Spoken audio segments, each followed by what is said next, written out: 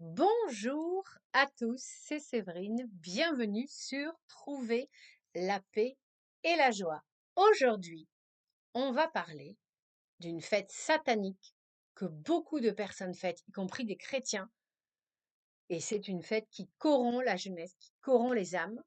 Et on va parler aussi d'une fête, au contraire, qu'on doit tous fêter, nous les chrétiens. C'est une fête qui, au contraire, va nous élever vers le ciel. Vous avez bien sûr compris que j'allais parler de Halloween. Alors, je suis désolée, contrairement à ce que certains chrétiens pensent, on ne peut pas être chrétien et fêter Halloween. Pourquoi? Alors, il est vrai que Halloween a une origine catholique puisque ça vient d'un mot irlandais et que ça voulait dire la fête, enfin la veille des saints. Sauf que la réalité d'Halloween à l'heure actuelle, ça n'a rien de catholique, ça n'a rien de chrétien. Qu'est-ce que c'est Halloween? Déjà, c'est une fête commerciale. Donc, c'est une fête pour faire dépenser de l'argent. On est dans le consumérisme à fond, alors que les gens, en fait, voilà, se serrent la ceinture. Eh bien, ils vont être attirés par acheter des produits qui sont des produits déjà de très mauvaise qualité et en plus des produits néfastes. Pourquoi? Parce que qu'est-ce que c'est Halloween? C'est la fête en fait du diable. C'est une fête satanique, c'est la fête de l'horreur, c'est la glorification de la violence, c'est la glorification du meurtre.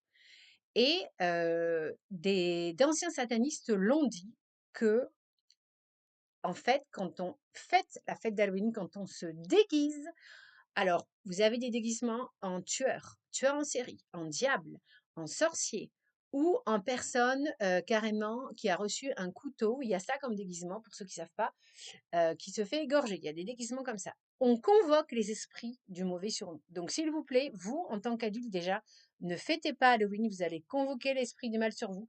Mais surtout, ne laissez pas vos enfants fêter. Là, vous allez habituer vos enfants à accepter cette société athée, cette société qui glorifie en fait la violence. Vous savez que les États-Unis, c'est eux qui ont rendu Halloween comme ça, cette fête de glorification du sang, de glorification des monstres, de glorification du meurtre, de la violence. Vous savez que les États-Unis, c'est le pays au monde où il y a le plus de tueurs en série.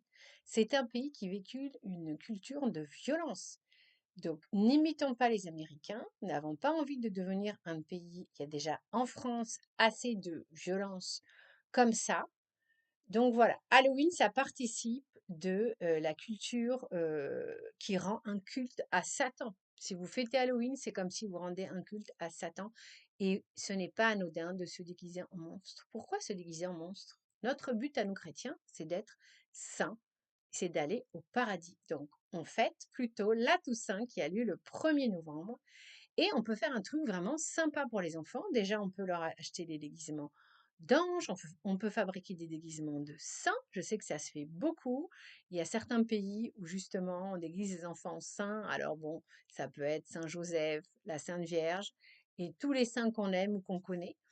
Et surtout, on se rappelle que voilà, Jésus en fait a donné sa vie pour nous, qu'il nous appelle tous à être saints parce que vous savez qu'on ne pourra pas rentrer au paradis si on n'est pas saint. Donc, il faut essayer vraiment de mener une vie saintement.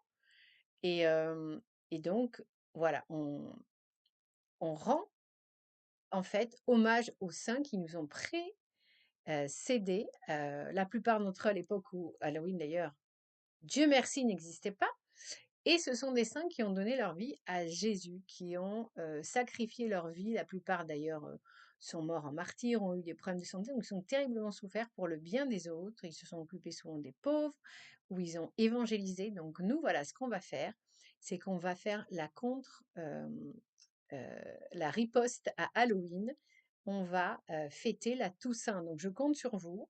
Donc on peut, par exemple, fabriquer des gâteaux en forme de cœur aux enfants, les faire fabriquer par les enfants. Et au lieu qu'ils aillent réclamer des bonbons aux voisins, eh bien, on va l'offrir aux voisins en leur disant, voilà, si vous voulez, on va prier pour vous et on voulait vous dire que Jésus vous aime. Voilà, on va en profiter en fait pour partager l'amour de Jésus autour de nous. C'est évidemment un jour, la Toussaint, une fête familiale, on se réunit en famille. Et moi, j'ai de la chance parce que mon fils aîné, il est né le jour de la Toussaint. Donc c'est vraiment une prédestination, je lui dis souvent. Et donc voilà, on se réunit en famille et on passe un bon moment familial. On se rend service les uns aux autres. C'est un jour où on est de bonne humeur et on rend gloire à Dieu. Vive la Toussaint. Et on choisit un saint pour nous aider. Alors ça peut être déjà son saint patron. Moi, par exemple, j'ai découvert que Saint Séverin avait été un prêtre, un évêque même de Bordeaux au 8e siècle et qu'il avait évangélisé avec beaucoup de succès. Donc ça, c'est voilà, peut-être pourquoi moi, à mon tour, j'évangélise à mon plus petit niveau, certes, sur Internet. Mais vous aussi, renseignez-vous sur la vie de votre saint patron. Qui était-il? Qui était-elle? Et puis, on n'est pas obligé d'avoir qu'un seul saint. On peut choisir aussi un autre saint qu'on aime beaucoup et qui va nous guider. Donc voilà, nous, on est chrétiens, on fête la Toussaint, ces saints qui nous montrent la voie pour devenir comme le Christ.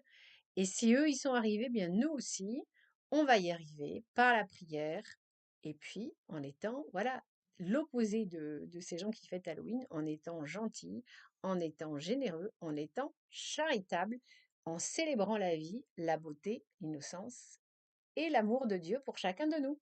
J'espère que ce podcast vous aura inspiré. N'hésitez pas à me dire si vous avez déjà fait des choses particulières pour la Toussaint et n'hésitez pas à partager les initiatives à ce sujet. Soyez bénis, on se retrouve vendredi si Dieu le veut pour prier ensemble le chapelet, la miséricorde divine. À bientôt!